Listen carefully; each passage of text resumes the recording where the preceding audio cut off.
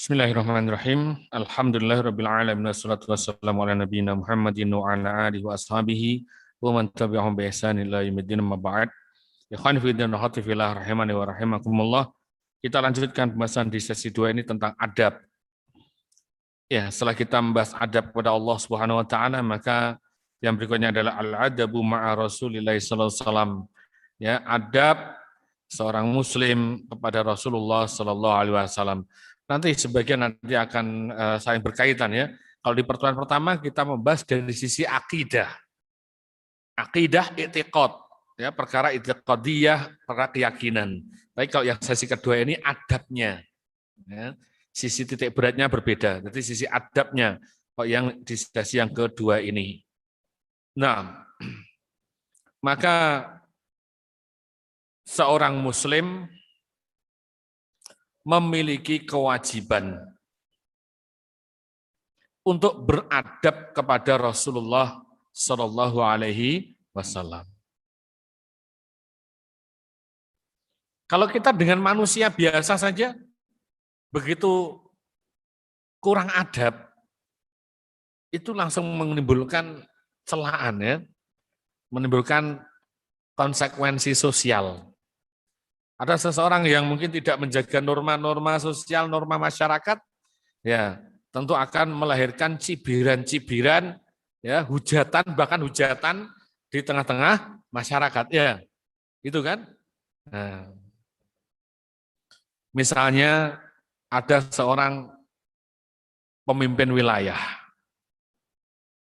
katakan Pak Bupati atau Pak Gubernur, ya. Misalnya Pak Bupati atau Pak Gubernur. Ada duduk di situ, duduk di depan masjid, misalnya ya, lagi duduk di depan masjid. Kemudian antum lewat di depannya, dengan berdiri, langsung lewat di depannya. Tidak menyapa, tidak apa, lewat di depannya, surat. Atau bahkan mungkin berdiri tepat di depannya, dan tidak menghadap ke sini, menghadapnya ke sana. Pak Gubernurnya dikasih bagian belakang. Itu kira-kira antum diapain? Ya. Nah, itu namanya tidak beradab, tidak punya adab. Ya. Nah, maka dari itu seorang muslim, bagaimana kalau terhadap Rasulullah SAW, manusia yang paling mulia di jagat ini, maka wajib untuk lebih beradab. Harus tahu adabnya kepada Nabi. Kalau tadi kepada pemimpin wilayah, ya, yang manusia biasa harus menjaga adab, terlebih lagi kepada Rasulullah Sallallahu Alaihi Wasallam. Maka dari itu kalau ada orang yang berani menghina Nabi Sallallahu Alaihi Wasallam, menghina Rasulullah SAW, maka itu suatu kekufuran, suatu kekafiran. Jadi tidak boleh menghina Rasulullah Sallallahu Alaihi Wasallam, tidak boleh. Istihza. Hukumnya apa? Ya, batal Islamnya.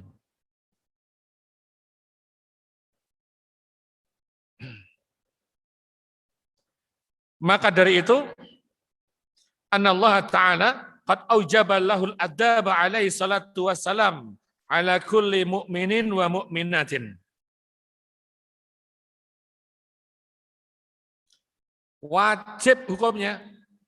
Allah Subhanahu wa taala telah mewajibkan kepada semua mukmin dan mukminat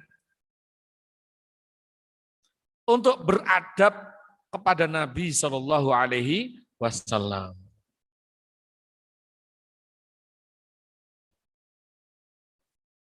Di antara dalilnya adalah perintah Allah Subhanahu Wa Taala dalam surat Al-Hujurat ayat 1. Ya ayyuhalladzina amanu la tuqaddimu baina yadayillahi wa rasulih. Wahai orang-orang yang beriman, janganlah kalian mendahului Allah dan Rasul-Nya.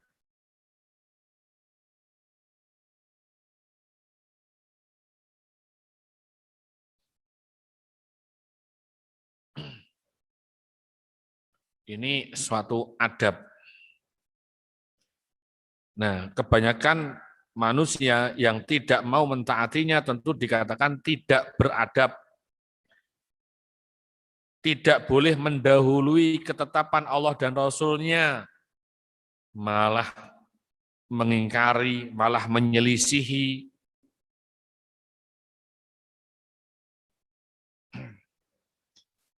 Bahkan diperintahkan oleh Allah Subhanahu wa taala di ayat yang lain. Ya ayyuhalladzina amanu la tarfa'u aswatakum fawqa sautin nabi. Wahai orang-orang yang beriman, diseru oleh Allah Subhanahu wa taala. Ini ada larangan. Janganlah kalian meninggikan suaramu lebih tinggi dari suaranya Nabi. Nah, ini adab.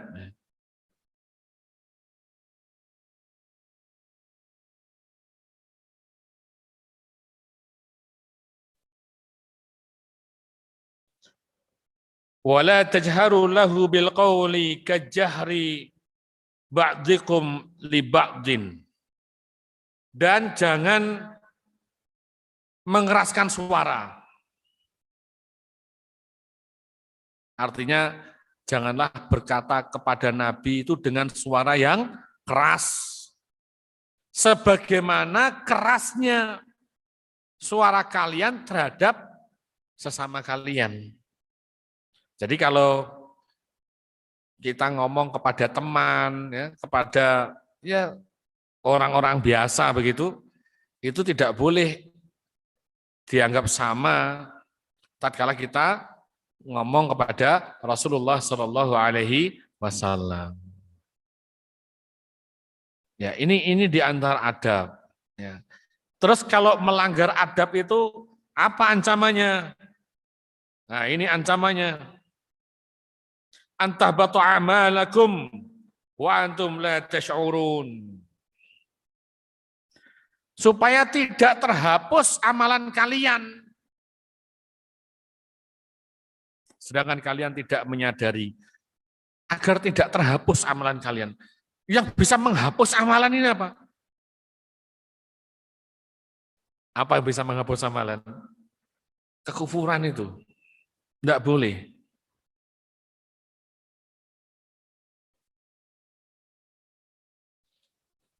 Ya, berhati-hati ya.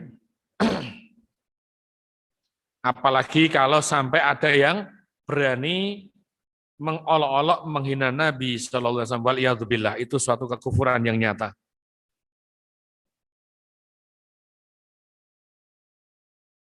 Kemudian yang berikutnya, Anallah Ta'ala qad farada 'alal mu'minina ta'atahu wa aujaba mahabbatahu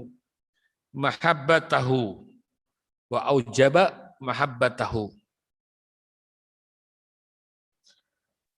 Bahwasanya Allah Subhanahu wa taala qad farada 'alal mu'minina ta'atahu, telah mewajibkan kepada orang-orang mukmin untuk mentaatinya, untuk taat kepada Nabi sallallahu alaihi wasallam. Wa aujaba mahabbatahu, dan mewajibkan untuk mencintai beliau.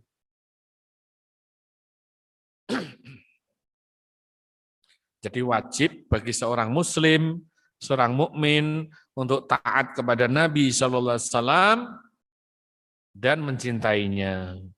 Dalilnya surat An-Nisa ayat 59. Ya ayyuhalladzina amanu atiullaha wa atiur rasul.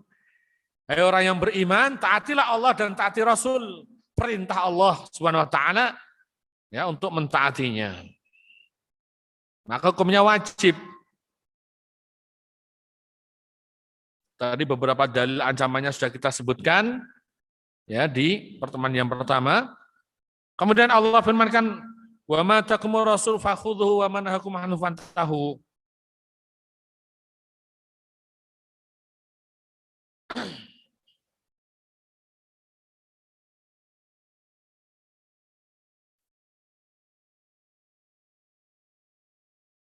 Ini dalam surat Al-Hasyr. ayat 7.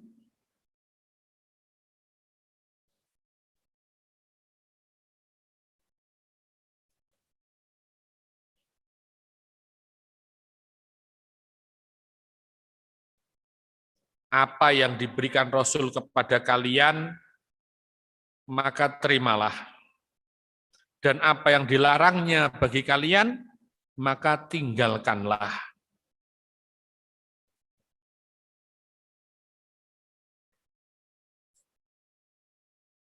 Ini perintah Allah Subhanahu wa Ta'ala. Kalau diperintah Nabi, laksanakan. Kalau dilarang, tinggalkan. Ada manusia yang nyeleneh otaknya, dia katakan, oh itu hanya dari Nabi saja. Kalau dari Nabi itu enggak apa-apa, enggak usah diikuti. Yang penting yang di Al-Quran saja. Ini orang ini lupa terhadap surat Al-Hasyr ayat 7. Allah yang memerintahkan untuk melaksanakan apa yang beliau perintahkan dan meninggalkan larangannya. Apa yang dilarang Nabi kita, diperintah Allah untuk meninggalkannya. Gitu toh? Ya. Jangan dibolak-balik. Kenapa kamu enggak manut sama Rasulullah? Kenapa kamu enggak mengikuti Rasulullah? Dia katakan, aku mengikuti Al-Quran saja. Kebalik. Kalau mengikuti Al-Quran, Allah sudah firmankan, ya, kalau diperintah Rasul maka laksanakan, kalau dilarang maka tinggalkan. Jadi kalau Rasulullah Shallallahu Alaihi Wasallam melarang sesuatu, terlebih menyebutkan hukumannya neraka dan seterusnya, ya, tinggalkan. Siapa yang menyuruh meninggalkan? Allah Subhanahu wa Ta'ala. Yang menyuruh meninggalkan adalah Allah Subhanahu wa Ta'ala. Kalau dilarang oleh Rasulullah SAW, ya tinggalkan. Rasulullah Shallallahu Alaihi Wasallam melarang dari kita untuk memakan binatang buas bertaring. Ya tinggalkan, nggak usah ngeyel. Di Al-Quran nggak disebutkan. No. Allah sendiri yang memerintahkan agar kita meninggalkan apa yang Rasulullah larang. Karena apa yang beliau sampaikan, wa ma yantiqu 'anil hawa, apapun apa yang disampaikan dari Rasulullah SAW, illa wahyu yuha, kecuali adalah wahyu. Jadi yang disampaikan beliau itu wahyu, petunjuk, bukan beliau sendiri yang bikin-bikin. Itu risalah, syariat yang mulia dari Allah Subhanahu wa Ta'ala. Wa ma yantiqu 'anil hawa in huwa illa wahyu yuha.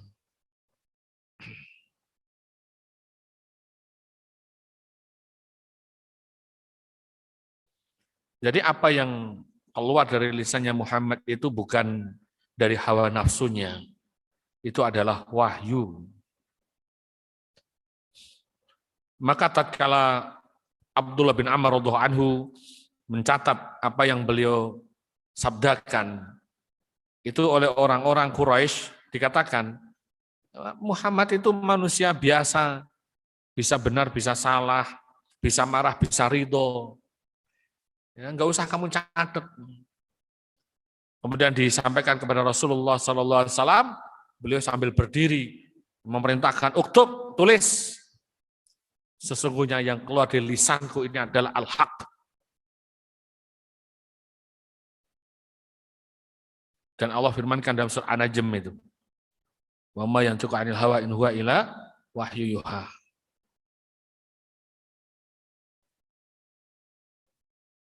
Maka dikatakan tidak beradab kepada Rasul jika ada orang yang tidak taat kepada perintahnya dan tidak meninggalkan larangannya.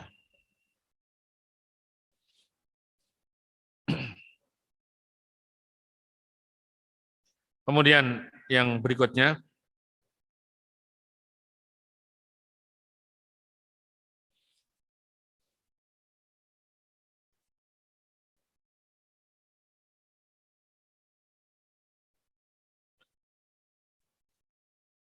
Allah Subhanahu wa taala telah mewajibkan agar supaya kita mencintai beliau. Agar supaya kita mencintai beliau.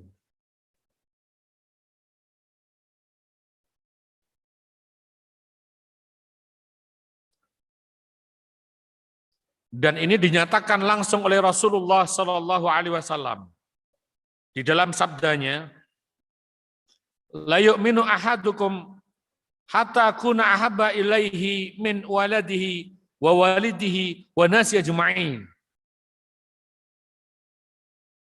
Demi Allah, dia yang jiwaku berada di tangannya. Masing-masing kalian tidaklah beriman sebelum aku lebih dicintai daripada anaknya, orang tuanya, dan semua manusia. Muttafaqun alaih, riwayat Bukhari dan Muslim. Nah, namanya orang yang dicintai, ya pastilah kita menjaga adab-adabnya. Kalau antum mencintai sesuatu, tentu akan beradab kepadanya.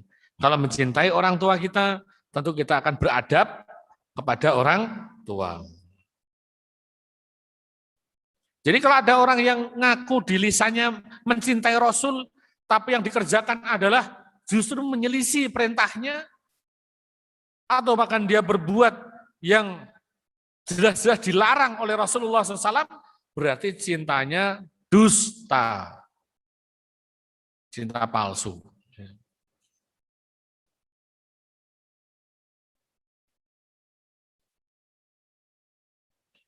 Maka di antara adab kepada Nabi SAW, yakni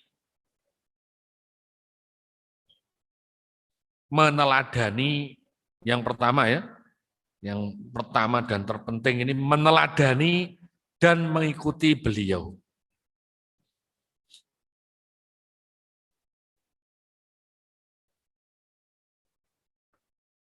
Namanya meneladani dan mengikuti ini artinya adalah mengikuti apa-apa yang telah beliau contohkan di dalam menjalankan kehidupan.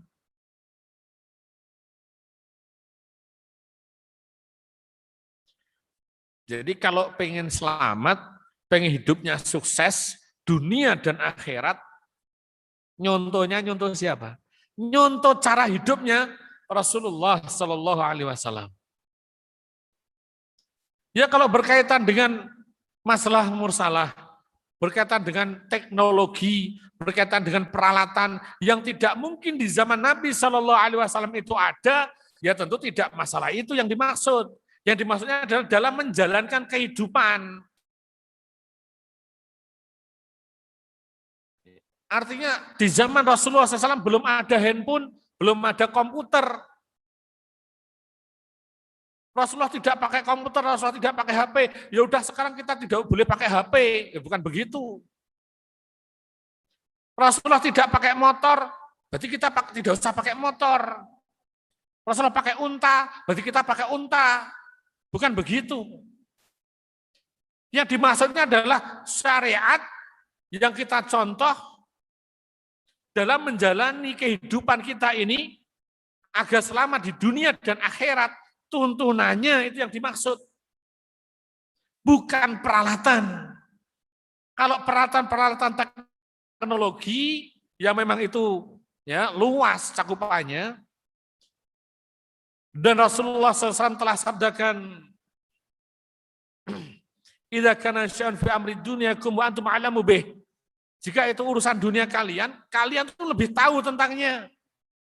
Wa idza kana syai'un fi amri dinikum fa ilayya. Tapi jika itu urusan agama kalian, kembalikan fa ilayya, kembalikan hanya kepadaku saja. Nek urusan agama, urusan din, urusan syariat, hukum-hukum agama yang diatur oleh syariat ini kembalikan hanya kepada Rasulullah Sallallahu Alaihi Wasallam. Itu yang dimaksud. Jelas, gak usah bingung. Jadi kalau kita di sini mau ke pasar, pakai motor, boleh enggak? Boleh, enggak usah kita ngomong. Loh, Rasulullah dulu pakai unta, mosok kita pakai motor. Bid'ah itu. Wah, ini namanya enggak paham bid'ah itu. Bid'ah yang dimaksud itu bid'ah apa? Yang dimaksud yang dilarang oleh Rasulullah SAW, wa iyyakum wa muhdatsatil umur fa inna kulla muhdatsatin bid'ah. Itu yang dimaksud dari sisi syariat. Kenapa tidak boleh berbuat bid'ah? Karena syariat itu adalah wahyu, wahyu itu turun dari Allah Subhanahu wa taala. Kalau wahyu itu dari Allah Subhanahu wa taala, ada enggak manusia yang bisa bikin? Enggak bisa.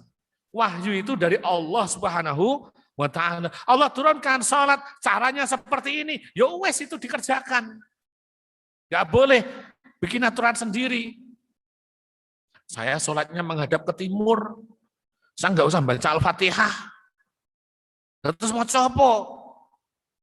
Saya mau lagu-lagu misalnya ngono. Atau diganti yang lain, saya senengnya ini. Nah ini maksudnya, itu udah bikin syarat sendiri kalau seperti itu. Inilah ini yang kita maksud, ya jangan sampai berbuat bid'ah. Bid'ah itu dilarang agama. Kenapa? Karena merusak agama. Dia seperti bikin agama baru. Jadi manusia nggak bisa bikin syariat itu nggak bisa. Manusia itu ya melaksanakan apa yang dicontohkan oleh Rasulullah SAW. Kenapa? Karena syariat itu wahyu, risalah. Beda sama peralatan teknologi, itu beda. Ya. Kan tidak ada kaitannya sama wahyu. Ya. Misalnya penemuan apa ya? Katakan penemuan ilmu mesin, ya. Penemuan ilmu mesin. Apa iya diwahyukan kepada Nabi? Cara membuat motor, cara membuat komputer. Ingat bahwa Rasulullah SAW diutus di muka bumi ini bukan untuk itu. Bukan untuk bikin motor, bukan untuk bikin HP, tapi untuk menyampaikan risalah wahyu syariat, untuk mengatur seluruh kehidupan manusia ini di jagat ini agar selamat dunia akhiratnya. Itu yang dimaksud. Harus dibedakan, karena kita lihat seringkali banyak orang yang salah paham ya, salah paham. Mendefinisikan larangan bid'ah itu ada yang dikatakan seperti itu. Loh, kok pakai laptop berarti bid'ah. Loh, kok pakai handphone, pakai pesawat berarti bid'ah. Bukan itu ya. Yang dilarang oleh syariat bukan itu. Nah, tapi kalau sudah bikin aturan agama sendiri, wajibnya berjilbab, dia ngomong tidak wajib berjilbab. Kemudian wajibnya sholat, dia ngomong tidak wajib. Wajibnya haji, dia ngomong tidak wajib. Wah ini bikin aturan sendiri namanya. Sholat menghadap kiblat, dia menghadap yang berlawanan. Sholat subuh 2 rakaat, dikerjakan 10 rakaat. Nah, ini namanya gawe aturan dewi. Itu tidak bisa seperti itu namanya bid'ah. Kenapa? Karena wahyu itu betul-betul dari Allah Subhanahu wa taala, syariat itu dari Allah Subhanahu wa taala, manusia tidak ada porsi di situ, ya. Tapi kalau antum bikin motor roda 6, misal gitu. Antum bikin motor roda 6. Boleh enggak? Boleh, antum kreasi rodanya ngantek 10, silakan. Ya, silakan. Itu urusan dunia. Luas urusannya. Waladzi khalaqalakum ma fil ardi jami'a. Allah ciptakan semua ini untuk kalian semuanya. Allah ciptakan apa yang di bumi ini semua untuk kalian. Nah, itu urusan-urusan dunia. Hukum asalnya mubah hingga ada dalil yang melarangnya. Ada urusan dunia tapi dilarang itu ada. Makanya hukum asalnya mubah. Kalau nggak ada dalil larangannya, hukum asalnya mubah. Kalau urusan agama, hukum asalnya terlarang. Kalau ada dalil perintahnya baru dilaksanakan, kan gitu. Nah, maka mentaati, meneladani, mengikuti Rasulullah SAW dari sisi aturan-aturan kehidupan yang telah beliau ajarkan.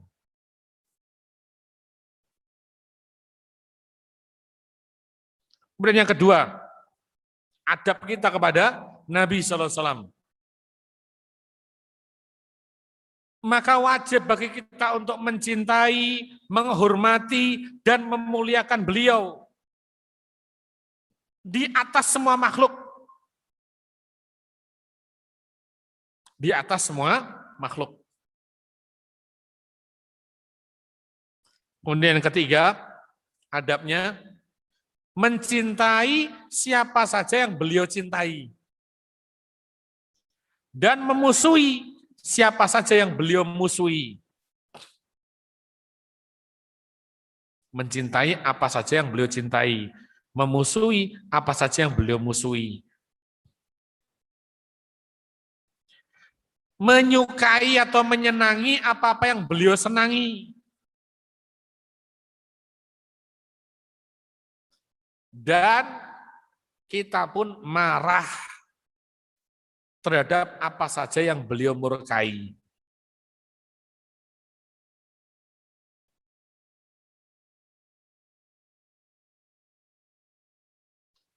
Berikutnya, di antara adab kepada beliau sallallahu alaihi wasallam, memuliakan dan menghormati tatkala nama beliau disebutkan, yakni dengan bersolawat kepadanya. Tatkala ada nama Muhammad sallallahu alaihi wasallam, ya kita otomatis menyebutkan dengan Muhammad sallallahu alaihi wasallam. Allahumma sholli ala Muhammad dan semisalnya. Itu adab kita kepada Rasulullah SAW. Ojo menengai, disebutkan nama beliau menengai, jangan. Ya bersolawat. Kalau antum ahlus sunnah, kalau antum memang pengikut Rasulullah SAW, ahlus sunnah wal jamaah, ya, bersolawat kepada beliau. Allahumma sholli ala Muhammad. Terlebih tatkala nama beliau disebut. Yang berikutnya, mempercayai atau meyakini kebenarannya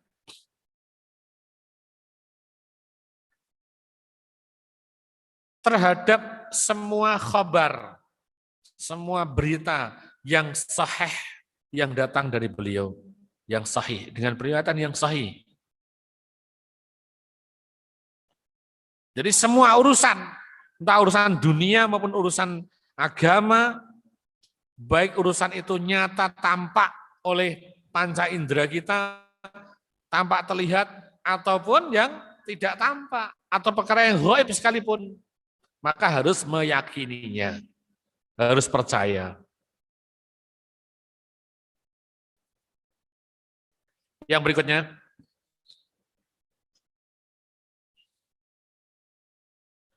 menghidupkan sunnahnya. Ihya sunnah. Ya, ihya sunnah, menghidupkan sunnah. Kita hidupkan sunnahnya. Kalau ngaku ahlu sunnah, hidupkan sunnah-sunnahnya. Mengaku ahlu sunnah wal jamaah, pengikut Rasulullah SAW, hidupkan sunnah-sunnahnya, tampak dalam kesehariannya, tampak dalam kehidupannya. Katok cingkrang itu sunnah Nabi SAW. Jenggot itu sunnah Nabi SAW.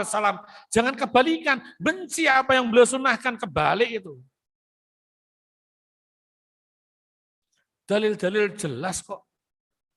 Sahih dari Nabi SAW, tidak terbantahkan. Enggak boleh kita menghina yang seperti itu. Maka harus dihidupkan sunnahnya.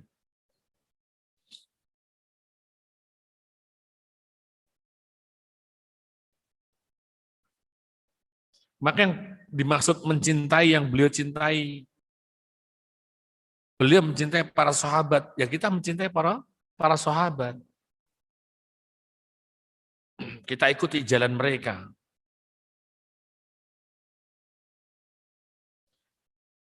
Nah, maka setiap muslim ya harus mengupayakan perkara besar ini. Dia harus menjaga sunnah, harus menjaga adab ini dengan baik. Semoga Allah Subhanahu wa taala menjadikan kita tergolong di dalam barisannya pengikut Nabi Sallallahu Alaihi Wasallam. Semoga Allah jadikan kita di dalam barisannya para penolong sunnah